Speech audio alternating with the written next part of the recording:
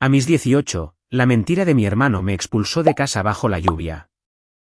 Mis padres me repudiaron, ya no perteneces. No vuelvas. Me fui en silencio. 2 semanas después, él se reía con amigos. Una mano en su hombro lo sobresaltó. Papá. ¿Qué haces aquí? Mi nombre es Elena Soto y tenía 18 años cuando aprendí que algunas familias no necesitan pruebas para deshacerse de ti. La noche en que ocurrió, la electricidad ya había parpadeado 2 veces. Mi teléfono estaba casi sin batería, y mi mochila aún estaba junto a las escaleras porque pensé que solo regresaba del trabajo, no que dejaba mi vida atrás. Mi hermano, Mateo, había dicho una sola frase, solo una, y de repente todo lo bueno que yo había hecho en esa casa no significaba nada. Mi madre, Ana, me miró como a una extraña y gritó, ya no perteneces a esta casa. Mi padre, Ricardo, no pidió mi versión.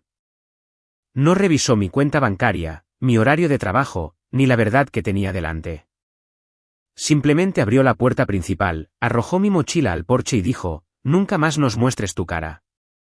Recuerdo estar allí bajo la lluvia, esperando que alguien parpadeara primero, esperando que la culpa los golpeara, esperando que la puerta se abriera de nuevo. Nunca lo hizo. Así que me alejé sin llorar porque si empezaba, sabía que quizás no pararía. Durante 2 semanas, dejaron que el mundo creyera que me había escapado porque era culpable. Entonces mi padre, Ricardo, cometió un error. Se rió de ello en público, como si echar a su hija en una tormenta fuera algo de lo que estar orgulloso. Fue entonces cuando una mano se posó en su hombro y el color desapareció de su rostro. Se dio la vuelta y susurró, papá, ¿por qué estás aquí? Mi abuelo, Antonio, lo miró y dijo, porque el niño equivocado fue castigado, y finalmente sé dónde fue el dinero. Crecí en Wilmington, Carolina del Norte, en una casa que parecía normal desde la calle. Revestimiento blanco, 2 mecedoras en el porche, una pequeña bandera estadounidense junto al buzón y un garaje lleno de herramientas que mi padre, Ricardo, valoraba más que a la mayoría de las personas. Si pasabas por nuestra casa, habrías pensado que éramos solo otra familia de clase media tratando de superar facturas, tormentas, trabajo y cenas como cualquier otra. Pero dentro de esa casa, había una regla que nadie decía en voz alta, mi hermano, Mateo, era el futuro, y yo, Elena, era el problema. Mi padre, Ricardo, era dueño de una pequeña empresa de restauración de tormentas, de las que reparaban techos, canalones, ventanas y daños por agua después de que huracanes y tormentas de verano azotaran la costa. Estaba orgulloso de ese negocio, orgulloso de sus botas de trabajo, orgulloso del hecho de que la gente lo llamara cuando sus techos goteaban y sus patios se inundaban. Mi madre, Ana, manejaba la facturación y el papeleo desde casa, siempre con una sonrisa cansada y una taza de café frío junto a su laptop. Mi hermano, Mateo, trabajaba para mi padre como tasador junior, aunque trabajo era una palabra generosa para lo que hacía. Llegaba tarde, perdía recibos, olvidaba citas y aún así era elogiado por aprender responsabilidad. Yo, Elena, trabajaba a tiempo parcial en una cafetería de un refugio de animales, ahorraba casi cada dólar que ganaba y planeaba estudiar tecnología veterinaria en un colegio comunitario. Pero en mi casa, mis planes eran tratados como una anfase linda. Mi padre, Ricardo, decía, los animales no pagan las facturas de verdad, Elena. Mi madre, Ana, suspiraba y me decía que no me tomara todo tan personal. Mi hermano, Mateo, aprendió temprano que podía hacer desaparecer los errores si me señalaba lo suficientemente rápido. Si faltaba una tarjeta de gasolina de la empresa, yo la debía haber movido. Si se extraviaba un archivo de cliente, yo debía haber limpiado demasiado agresivamente. Si la cocina estaba hecha un desastre, yo debía haberla dejado así. Incluso cuando yo había estado en el trabajo toda la tarde, lo peor no eran las acusaciones. Era lo rápido que todos las creían. Mi padre, Ricardo, no investigaba. Él juzgaba. Mi madre, Ana, no me defendía. Ella suavizaba el castigo y a eso lo llamaba amor. Decía, déjalo ir. Está bajo mucha presión. No hagas quedar mal a tu hermano, Mateo. Pero a nadie parecía importarle cómo me veía yo. A nadie le importaba que me estuviera convirtiendo en el cubo de basura de la familia, el lugar donde cada error podía ser arrojado y olvidado. Hubo pequeñas señales durante años. Mi hermano, Mateo, le pidió dinero prestado a mi madre, Ana, y le dijo que yo lo había pedido. Se llevó mi cargador de teléfono, luego actuó ofendido cuando lo encontré en su camioneta. Una vez rayó el lateral de un soporte de escalera de la empresa y le dijo a mi padre, Ricardo, que yo había chocado mi bicicleta contra él. Yo ni siquiera tenía bicicleta, pero eso no importó. Mi padre, Ricardo, le creyó porque quería. Creerle a mi hermano, Mateo, le hacía sentir que había criado un hijo fuerte. Creerme a mí habría significado admitir que había criado a un mentiroso. Así que eligió la historia más fácil. Recuerdo una noche, aproximadamente un mes antes de la tormenta. Encontré un recibo en el lavadero de un accesorio para camioneta que mi hermano, Mateo, definitivamente no podía permitirse. Cuando le pregunté al respecto, sonrió como si hubiera estado esperando que lo notara. Dijo, «Te preocupas demasiado, Elena. Ese es tu problema». Luego se alejó. Debí haber prestado atención a ese momento. Debí haber entendido que personas como él no solo mienten para escapar de problemas. A veces mienten porque ver sufrir a otra persona los hace sentir poderosos. En ese entonces, todavía creía que había un límite que él no cruzaría. Pensé que podría culparme por cosas pequeñas, pero no por algo que pudiera arruinarme. Estaba equivocada. Solo estaba esperando una tormenta lo suficientemente fuerte como para cubrir el sonido de lo que estaba a punto de hacer. Crecí en Wilmington, Carolina del Norte, en una casa que parecía normal desde la calle. Revestimiento blanco, 2 mecedoras en el porche, una pequeña bandera estadounidense junto al buzón y un garaje lleno de herramientas que mi padre, Ricardo, valoraba más que a la mayoría de las personas. Si pasabas por nuestra casa, habrías pensado que éramos solo otra familia de clase media tratando de superar facturas, tormentas, trabajo y cenas como cualquier otra. Pero dentro de esa casa, había una regla que nadie decía en voz alta: mi hermano, Mateo, era el futuro, y yo, Elena, era el problema. Mi padre, Ricardo, era dueño de una pequeña empresa de restauración de tormentas, de las que reparaban techos, canalones, ventanas y daños por agua después de que huracanes y tormentas de verano azotaran la costa. Estaba orgulloso de ese negocio, orgulloso de sus botas de trabajo, orgulloso del hecho de que la gente lo llamara cuando sus techos goteaban y sus patios se inundaban. Le gustaba ser el hombre que aparecía después de un desastre y le decía a la gente que podía arreglar lo que estaba roto. Lo extraño era que nunca parecía interesado en arreglar lo que estaba roto dentro de su propio hogar. Mi madre, Ana, manejaba la facturación y el papeleo desde casa, siempre con una sonrisa cansada y una taza de café frío junto a su laptop. Ella sabía que clientes pagaban tarde, que proveedores necesitaban depósitos y que facturas mi padre, Ricardo, olvidaba enviar. Era inteligente, organizada y cuidadosa con todos, excepto conmigo, Elena. Conmigo, siempre pedía paciencia. Mi hermano, Mateo, trabajaba para mi padre como tasador junior, aunque trabajo era una palabra generosa para lo que hacía. Llegaba tarde, perdía recibos, olvidaba citas y aún así era elogiado por aprender responsabilidad. Mi padre, Ricardo, le daba una palmada en el hombro y decía que era joven, que los errores eran parte de convertirse en un hombre. Cuando yo, Elena, cometía el más mínimo error, recibía sermones sobre madurez, gratitud y lo difícil que sería la vida si no aprendía disciplina. Trabajaba a tiempo parcial en una cafetería de un refugio de animales, ahorraba casi cada dólar que ganaba y planeaba estudiar tecnología veterinaria en un colegio comunitario. Amaba a los animales porque respondían a la amabilidad con honestidad. No retorcían tus palabras. No fingían estar heridos para que alguien más fuera castigado. Tomaba fotos de perros y gatos del refugio para ayudarles a ser adoptados. Y a veces pasaba una hora tratando de capturar a un perro asustado que pareciera lo suficientemente valiente como para que una familia lo notara. Pero en mi casa, mis planes eran tratados como una fase linda.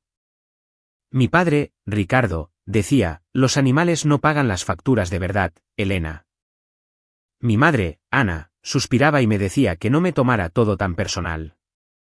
Mi hermano, Mateo, se reía y decía que estaba practicando para una vida limpiando jaulas. Nadie lo llamaba cruel. Lo llamaban bromear. Mi hermano, Mateo, aprendió temprano que podía hacer desaparecer los errores si me señalaba lo suficientemente rápido. Si faltaba una tarjeta de gasolina de la empresa, yo la debía haber movido. Si se extraviaba un archivo de cliente, yo debía haber limpiado demasiado agresivamente. Si la cocina estaba hecha un desastre, yo debía haberla dejado así, incluso cuando yo había estado en el trabajo toda la tarde. Una vez, un cliente llamó enfadado porque nadie se presentó a medir los daños de la tormenta en su porche. Mi hermano, Mateo, había olvidado la cita por completo, pero a la hora de la cena, le dijo a mi padre, Ricardo, que yo había borrado el recordatorio del calendario de la oficina mientras usaba la computadora para imprimir formularios universitarios. Yo no había tocado esa computadora en 3 días. No importó. Mi padre, Ricardo, le creyó porque mi hermano, Mateo, sonaba seguro y yo sonaba desesperada. Lo peor no eran las acusaciones. Era lo rápido que todos las aceptaban. Mi padre, Ricardo, no investigaba. Él juzgaba. Mi madre, Ana, no me defendía. Ella suavizaba el castigo y a eso lo llamaba amor. Decía, déjalo ir. Está bajo mucha presión. No hagas quedar mal a tu hermano, Mateo. Pero a nadie parecía importarle cómo me veía yo. A nadie le importaba que me estuviera convirtiendo en el cubo de basura de la familia, el lugar donde cada error podía ser arrojado y olvidado. Hubo pequeñas señales durante años. Mi hermano, Mateo, le pidió dinero prestado a mi madre, Ana, y le dijo que yo lo había pedido. Se llevó mi cargador de teléfono, luego actuó ofendido cuando lo encontré en su camioneta. Una vez rayó el lateral de un soporte de escalera de la empresa y le dijo a mi padre, Ricardo, que yo había chocado mi bicicleta contra él. Yo ni siquiera tenía bicicleta, pero eso no importó. Mi padre, Ricardo, aún así me dijo que tuviera más cuidado con el equipo que pagaba nuestras facturas. Recuerdo estar en la entrada ese día, mirando el rasguño, dándome cuenta de que la verdad era inútil si la gente a tu alrededor prefería la mentira. Mi padre, Ricardo, le creyó a mi hermano, Mateo, porque quería. Creerle a mi hermano, Mateo, le hacía sentir que había criado un hijo fuerte. Creerme a mí habría significado admitir que había criado a un mentiroso, así que eligió la historia más fácil. Mi madre, Ana, eligió la historia más tranquila. Y yo aprendí a elegir el silencio porque cada vez que me defendía, me acusaban de ser dramática. Aproximadamente un mes antes de la tormenta, encontré un recibo en el lavadero de un accesorio para camioneta que mi hermano, Mateo, definitivamente no podía permitirse. Estaba doblado dentro del bolsillo de sus pantalones de trabajo manchados de grasa, y la cantidad era más de lo que yo ganaba en 2 semanas. Cuando le pregunté al respecto, sonrió como si hubiera estado esperando que lo notara. Dijo, te preocupas demasiado, Elena. Ese es tu problema. Luego me quitó el recibo de la mano, lo guardó y se fue silbando como si nada hubiera pasado. Debí haber prestado atención a ese momento. Debí haber entendido que personas como él no solo mienten para escapar de problemas. A veces mienten porque ver sufrir a otra persona los hace sentir poderosos. En ese entonces, todavía creía que había un límite que él no cruzaría. Pensé que podría culparme por cosas pequeñas, pero no por algo que pudiera arruinarme. Pensé que mis padres, Ricardo y Ana, podrían ser injustos, pero nunca lo suficientemente crueles como para arrojarme al peligro sin verificar la verdad. Estaba equivocada. Mi hermano, Mateo, solo estaba esperando una tormenta lo suficientemente fuerte como para cubrir el sonido de lo que estaba a punto de hacer. Al principio no sabía a dónde ir. Hay un tipo especial de vergüenza que viene con ser echado por tu propia familia. Incluso cuando sabes que no hiciste nada malo, una parte de ti se pregunta si todos los que te vean sabrán de alguna manera que eras una persona no deseada. Caminé 6 cuadras bajo la lluvia antes de que mi teléfono bajara al 3%. Mis dedos estaban tan fríos que apenas podía escribir, pero le envié un mensaje a mi mejor amiga, Andrea, y le dije que necesitaba ayuda. Ella trabajaba de noche en una cafetería abierta a las 24 horas cerca de la carretera, el tipo de lugar con letreros de neón, camioneros cansados y café lo suficientemente fuerte como para mantener a la gente viva a través de malas decisiones. No me pidió detalles por mensaje de texto. Solo escribió, ven aquí ahora. Para cuando llegué a la cafetería, Estaba temblando tan fuerte que la campana sobre la puerta sonó más fuerte que el trueno exterior. Ella me miró, me llevó detrás del mostrador y me envolvió en una sudadera seca de objetos perdidos.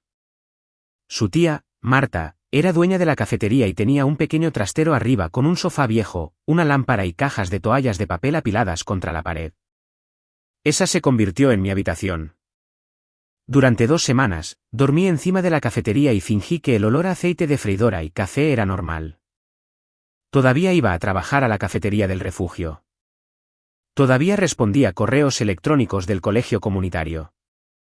Todavía alimentaba perros, limpiaba mesas, sonreía a los clientes y actuaba como si no estuviera revisando mi teléfono cada hora para ver si mi madre, Ana, había llamado. No lo hizo. Mi padre, Ricardo, no lo hizo. Mi hermano, Mateo, definitivamente no lo hizo. Los únicos mensajes que recibí de casa fueron de segunda mano. Un vecino le dijo a alguien que yo me había escapado después de robar a mi familia. Una prima me envió un mensaje frío diciendo que esperaba que tomara mejores decisiones.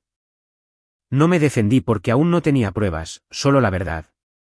Y había aprendido que la verdad no significaba nada en mi familia sin evidencia lo suficientemente fuerte como para avergonzar a alguien. Lo que no sabía era que mi mejor amiga, Andrea, había contactado a mi abuelo, Antonio. Encontró su número en una vieja tarjeta de Navidad que guardaba en mi cartera. No lo había llamado porque me avergonzaba y porque una pequeña parte de mí todavía quería proteger a mis padres de lo que habían hecho. Ella era más inteligente que yo. Mi abuelo, Antonio, condujo desde Raleigh sin avisarme. No fue a ver a mis padres primero. Vino a la cafetería. Cuando subió y me vio doblando mi camisa de trabajo junto a ese sofá viejo, su rostro cambió de una manera que nunca olvidaré. No gritó. No preguntó por qué no lo había llamado. Simplemente se sentó frente a mí y dijo, empieza desde el principio, Elena. Así lo hice. Le conté sobre el sobre, la acusación, el recibo, la puerta, la lluvia, todo. Él escuchó sin interrumpir. Luego me pidió ver mi cuenta bancaria, mi horario de trabajo y cualquier mensaje de esa semana. Miró todo cuidadosamente, de la misma manera que solía inspeccionar las reclamaciones de seguros antes de jubilarse. Después de casi 1 hora, cerró mi teléfono y dijo, tu historia tiene sentido, Elena. ¿La de él no? A la tarde siguiente, él fue al almacén de mi padre, Ricardo. Yo no quería ir, pero me dijo que tenía derecho a ver a la gente enfrentarse a la verdad. Llegamos al estacionamiento justo cuando mi padre, Ricardo, estaba afuera con 2 empleados y un amigo de otra cuadrilla de reparación. Se estaban riendo. Al principio, no pude escuchar las palabras. Entonces mi padre, Ricardo, dijo, la eché a la lluvia. Quizás ahora aprenderá respeto. Los hombres se rieron con él. Mi estómago se heló. Mi abuelo, Antonio, salió del coche antes de que yo pudiera detenerlo. Caminó directamente por el estacionamiento y le puso una mano en el hombro a mi padre, Ricardo. Mi padre, Ricardo, se dio la vuelta y toda la confianza se drenó de su rostro. Susurró, papá, ¿por qué estás aquí? Mi abuelo, Antonio, lo miró a él, luego a los hombres, y luego de nuevo a él. Porque tu hija, Elena, está durmiendo encima de una cafetería, dijo, mientras tu hijo, Mateo, está gastando dinero que nunca fue suyo. Por primera vez en mi vida, mi padre, Ricardo, no tuvo nada que decir. Mi padre, Ricardo, intentó recuperarse rápidamente porque a los hombres como él no les gusta ser humillados, especialmente delante de personas que suelen controlar. Les dijo a todos que volvieran al trabajo, luego nos llevó a mi abuelo, Antonio, y a mí a la oficina del almacén.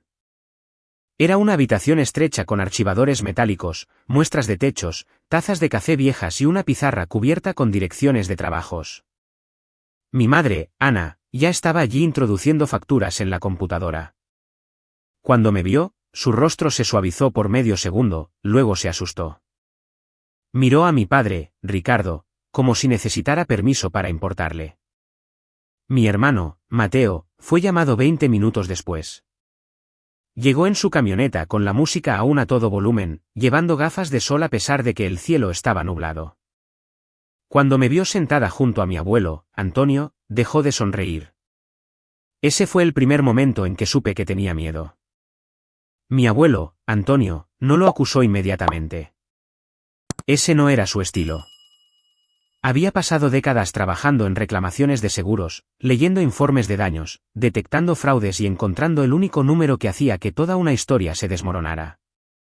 Hizo preguntas sencillas. ¿Cuándo exactamente desapareció el sobre? ¿Quién sabía que estaba en el cajón de la cocina? ¿Por qué se guardaba el dinero del depósito del cliente en casa en lugar de registrarlo en la cuenta de la empresa? Mi padre, Ricardo, odiaba cada pregunta. Mi madre, Ana, respondió la mayoría de ellas porque ella manejaba la facturación y sabía que los registros estaban desordenados. Luego mi abuelo, Antonio, le preguntó a mi hermano, Mateo, a qué hora salió de la casa esa noche.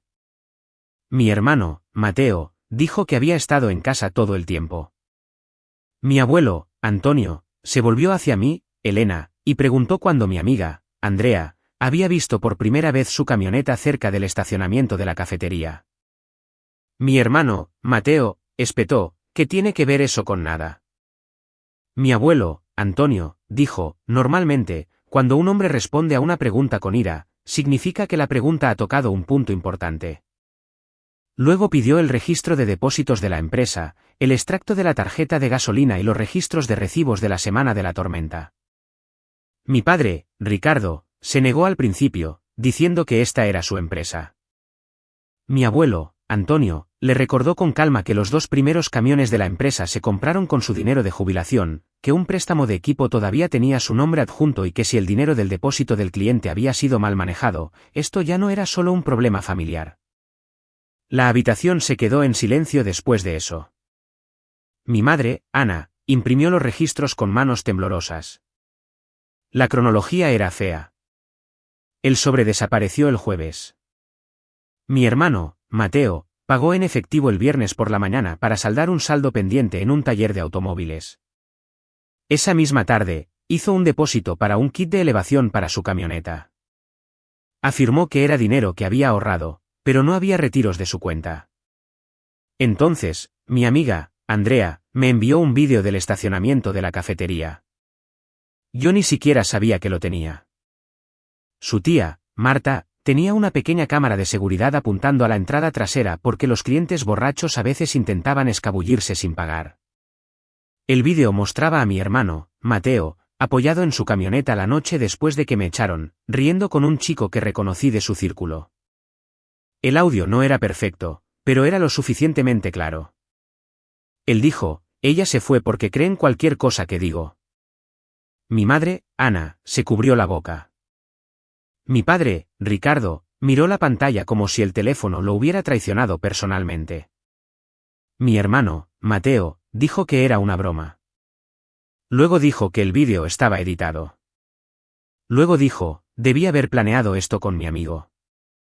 Seguía cambiando de historia porque la verdad se acercaba y no podía encontrar una salida. Mi abuelo, Antonio, puso otro papel sobre el escritorio. Era un recibo del taller de automóviles con la firma de mi hermano, Mateo. Pago en efectivo, la misma cantidad que coincidía con parte del sobre desaparecido. La cara de mi hermano, Mateo, se arrugó, pero no de culpa. Con pánico, empezó a llorar, diciendo que solo lo había pedido prestado, que tenía la intención de devolverlo, diciendo que estaba cansado de que todos actuaran como si yo fuera perfecta. Casi me río. ¿Perfecta? Yo había estado durmiendo encima de una cafetería. Mi mochila todavía olía a lluvia. Mi padre, Ricardo, se volvió contra mí en lugar de contra él, porque culparme era más fácil que admitir que había echado a la hija equivocada. Él dijo, ¿por qué no volviste a casa y explicaste, Elena? Mi abuelo, Antonio, golpeó la palma de la mano sobre el escritorio, no lo suficientemente fuerte como para asustarnos, pero lo suficientemente fuerte como para detenerlo. Ella explicó, dijo. Tú decidiste no escuchar. Luego miró a mi hermano, Mateo, y le dijo las consecuencias. Fue suspendido de la empresa inmediatamente. Ya no tocaría los depósitos de clientes, las facturas, los vehículos ni las cuentas comerciales. Vendería las mejoras de la camioneta y reembolsaría cada dólar. Si se negaba, mi abuelo, Antonio, llevaría los registros a un abogado y al cliente cuyo depósito había sido utilizado. Mi hermano, Mateo, miró a mi padre, Ricardo, en busca de rescate, pero mi padre, Ricardo, estaba demasiado ocupado ahogándose en su propio orgullo. Mi madre, Ana, susurró mi nombre, Elena, y dijo que lo sentía. Quería que esas palabras sanaran algo. No lo hicieron. Solo probaron que ella había sabido cómo decirlas todo el tiempo y había elegido el silencio cuando más la necesitaba. Antes de irnos, mi abuelo, Antonio, miró a mi padre, Ricardo, y le hizo una pregunta: ¿estabas protegiendo a tu hijo o estabas protegiendo la mentira que te hacía sentir poderoso? Mi padre, Ricardo, no respondió. Ese silencio fue lo primero honesto que me había dado en años. No volví a casa después de que salió la verdad. Eso sorprendió a mis padres, Ricardo y Ana, más que nada. Creo que esperaban que la evidencia lo arreglara todo. Como si una vez que mi hermano, Mateo, fuera expuesto, yo regresaría a casa, aceptaría una disculpa y volvería a la misma habitación donde había pasado años siendo culpada por cosas que no hice. Pero la verdad no borra una puerta cerrada con llave. No seca la ropa que usaste bajo la lluvia.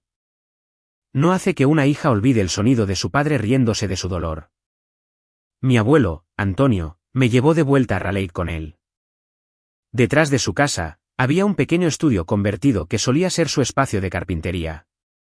Tenía una cama estrecha, un microondas, un escritorio y una ventana que daba a una hilera de pinos. No era lujoso. Era mío. La primera noche que dormí allí, me desperté 3 veces porque estaba demasiado tranquilo. No había pasos en el pasillo, no había gritos desde abajo. No había la sensación de que alguien pudiera irrumpir y acusarme de algo antes del desayuno. El silencio se sintió extraño al principio. Luego se sintió como oxígeno. Mi abuelo, Antonio, me ayudó a contactar a la oficina de admisiones del colegio comunitario y a explicar mi situación de vivienda. Yo pagué lo que pude de mis ahorros, y él cubrió el resto como un préstamo. No porque quisiera que le debiera, sino porque sabía que yo necesitaba sentir que todavía estaba construyendo mi vida con mis propias manos. Encontré trabajo a tiempo parcial en un rescate de animales local y comencé a tomar fotos de adopción para ellos. Comenzó como algo voluntario. Solo yo con mi cámara usada arrodillada en suelos de cemento para capturar perros asustados que parecían amables y esperanzados. Luego la gente empezó a preguntar si podía tomar retratos de mascotas. Una mujer me pagó $50 por fotografiar a su viejo Golden Retriever. Luego otra pagó $75. Luego un grupo de rescate usó mis fotos en su página y 3 perros fueron adoptados en un fin de semana. Por primera vez, algo que mi padre, Ricardo, había ridiculizado como inútil, ayudó a crear algo bueno. Nombré mi primera pequeña serie de fotos, Después de la tormenta. No le dije a la gente por qué. De vuelta en Wilmington, las consecuencias siguieron extendiéndose. Mi hermano, Mateo, tuvo que vender las piezas de la camioneta de las que tanto le gustaba presumir. Cuando eso no fue suficiente, mi abuelo, Antonio, lo obligó a vender la camioneta misma y usar el dinero para reembolsar el depósito del cliente. Mi hermano, Mateo, perdió su puesto en la empresa. Y como la noticia viaja rápido en los círculos de pequeñas empresas, no pudo conseguir fácilmente otro trabajo que implicara manejar dinero o estimaciones. Los amigos que se habían reído con él desaparecieron cuando la historia dejó de ser divertida. Mi padre, Ricardo, también sufrió, aunque no de la manera dramática que la gente podría imaginar. No lo perdió todo de la noche a la mañana. Las consecuencias reales son más lentas y humillantes que eso. Mi abuelo, Antonio, contrató a un contador externo para revisar los registros de la empresa. 2 clientes retrasaron contratos después de escuchar que había habido problemas con el manejo de depósitos. Mi padre, Ricardo, tuvo que llamar a personas a las que solía impresionar y explicar por qué se estaban añadiendo nuevos procedimientos de pago. Odiaba eso. Odiaba la supervisión. Odiaba necesitar la ayuda del padre al que había intentado superar. Sobre todo, odiaba que todos supieran que se había equivocado. Mi madre, Ana, me envió correos electrónicos. El primero fue desordenado, lleno de excusas sobre el miedo, el estrés y lo rápido que todo había sucedido. No respondí. El segundo fue más corto. Ella escribió, debí haber abierto la puerta. Leí esa frase 10 veces. Luego cerré mi laptop y lloré por primera vez desde la tormenta. No porque la perdonara, sino porque finalmente había nombrado lo que más dolía. Ella debió haber abierto la puerta. Pasaron las semanas. Empecé terapia a través de un programa de apoyo estudiantil. Aprendí palabras como chivo expiatorio, negligencia emocional y límites. Al principio, esas palabras se sentían demasiado clínicas para algo que se había sentido tan personal. Pero poco a poco, le dieron forma a lo que había sobrevivido. Mi hermano, Mateo, había mentido. Mi padre, Ricardo, había elegido el orgullo. Mi madre, Ana, había elegido el silencio. Y yo, Elena, había elegido seguir viviendo. Eso importaba. Casi al final del semestre, una de mis fotos ganó un pequeño concurso en el campus. Mostraba a un perro de refugio de pie en un rayo de sol después de una tormenta. Una pata levantada, los ojos fijos en algo fuera del encuadre. El juez dijo que parecía la esperanza, decidiendo si volver a confiar en el mundo. Me quedé en la parte de atrás de la sala mientras la gente aplaudía. Y por una vez, no busqué a mi familia. No necesitaba que me vieran. Finalmente estaba empezando a verme a mí misma. La reunión final ocurrió casi 4 meses después de la tormenta. Mi abuelo, Antonio, la organizó en su pequeña oficina, no en la casa de mis padres, no en el almacén, no en ningún lugar donde mi padre, Ricardo, pudiera fingir que estaba a cargo. Me dijo que no tenía que ir. Dijo que el cierre no era una deuda que le debiera a nadie. Pero yo quería ir, no porque necesitara una disculpa y no porque quisiera verlos sufrir. Quería hablar en una habitación donde nadie pudiera echarme por decir la verdad. Mi padre, Ricardo, llegó primero. Parecía mayor, más pequeño de alguna manera, aunque todavía era de hombros anchos y rígido de orgullo. Mi madre, Ana, entró detrás de él con los ojos rojos y una carpeta apretada contra su pecho. Mi hermano, Mateo, llegó el último. Ya no tenía las llaves de su camioneta balanceándose de su dedo. Ya no caminaba como si la habitación le perteneciera. Se sentó y miró al suelo de la misma manera que había fingido parecer inocente tantas veces antes. Mi abuelo, Antonio, se sentó a mi lado, pero no habló por mí. Eso era importante. Por una vez, la voz en la habitación era mía. Les dije que lo más difícil no fue el dinero. Ni siquiera fue la mentira. Fue lo fácil que les resultó creer que yo, Elena, merecía un castigo. Les dije, no necesitaron pruebas para deshacerse de mí. Solo necesitaron una historia que me hiciera parecer culpable a mí y a él, a Mateo, herido. Mi madre, Ana, empezó a llorar, pero yo seguí. Les recordé el porche, la lluvia, la mochila golpeando las tablas mojadas, la puerta cerrándose detrás de mí. Le dije a mi padre, Ricardo, que lo había esperado para que viniera tras de mí. Y cuando no lo hizo, algo dentro de mí dejó de esperarlo para siempre. Él trató de decir mi nombre, Elena, pero mi abuelo, Antonio, levantó un dedo y mi padre, Ricardo, cerró la boca. Mi hermano, Mateo, finalmente habló. Dijo, no pensé que llegaría tan lejos. Lo miré durante mucho tiempo. Ese era su problema. Siempre pensaba que la historia terminaba cuando él escapaba de las consecuencias. Nunca imaginó lo que le pasaba a la persona que las cargaba. Le dije, no pensaste dónde dormiría yo. No pensaste en lo que diría la gente.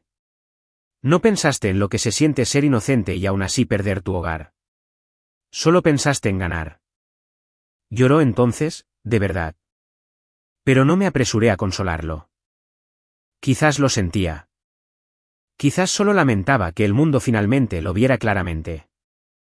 De cualquier manera, sus lágrimas ya no eran mi responsabilidad. Mi abuelo, Antonio, expuso las consecuencias finales con palabras claras. Mi hermano, Mateo, tenía que seguir devolviendo el dinero hasta que cada centavo fuera restaurado. No se le permitía regresar a la empresa durante al menos un año, e incluso entonces solo si completaba terapia y demostraba que podía trabajar sin acceso a los fondos de los clientes. Mi padre, Ricardo, mantendría el negocio solo bajo supervisión financiera con un contador externo revisando depósitos y pagos. Mi madre, Ana, había escrito una declaración corrigiendo el rumor familiar de que yo había robado dinero y ya la había enviado a los parientes que me habían juzgado. Cuando me entregó una copia, su mano tembló. Era la primera vez que alguien en esa familia ponía mi inocencia por escrito. Mi padre, Ricardo, no lloró. El orgullo no se lo permitía. Pero su voz se quebró cuando dijo que me había fallado. Creí que él lo sabía. No sabía si eso significaba que había cambiado. Hay una diferencia entre la culpa y el crecimiento, y yo ya no estaba dispuesta a confundir las dos. Mi madre, Ana, preguntó si alguna vez volvería a casa. Dije que no. No con crueldad, no dramáticamente, simplemente no. Les dije que la chica que se quedó fuera de esa puerta en la tormenta se había ido.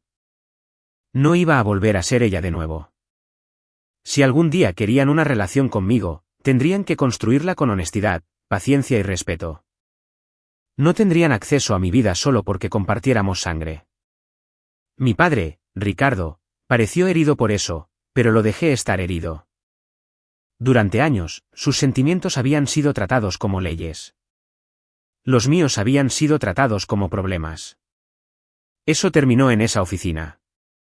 Antes de irme, dije una última cosa: la familia debería ser el lugar donde se protege la verdad, no el lugar donde se recompensan las mentiras. Si le enseñas a un hijo que puede mentir sin consecuencias, y a otro que debe sufrir en silencio para mantener la paz, no creas lealtad. Creas daño. Y un día ese daño sale por la puerta y aprende a vivir sin ti. Nadie respondió. No era necesario. Afuera, el cielo estaba despejado, pero el pavimento aún estaba húmedo por la lluvia de la mañana. Mi abuelo, Antonio, caminó a mi lado hacia el coche y me preguntó si estaba bien. Miré hacia atrás una vez a la ventana de la oficina donde mis padres, Ana y Ricardo, y mi hermano, Mateo, todavía estaban sentados entre los escombros de todo lo que se habían negado a ver. Luego asentí. No estaba completamente curada. La curación no es un interruptor. Es un camino. Pero por primera vez, estaba caminando por ese camino sin rogar a las personas que me lastimaron que caminaran a mi lado. Lo que le pasó a mi familia me enseñó algo que llevaré el resto de mi vida. La venganza no siempre se trata de destruir a las personas que te traicionaron. A veces se trata de dejar que la verdad salga a la luz, establecer límites y elegir un futuro donde tu valor no sea decidido por aquellos que no supieron amarte correctamente. La tormenta no me destruyó. Lavó la mentira de que necesitaba su aprobación para convertirme en alguien valiosa. Y una vez que esa mentira se fue, finalmente tuve espacio para convertirme en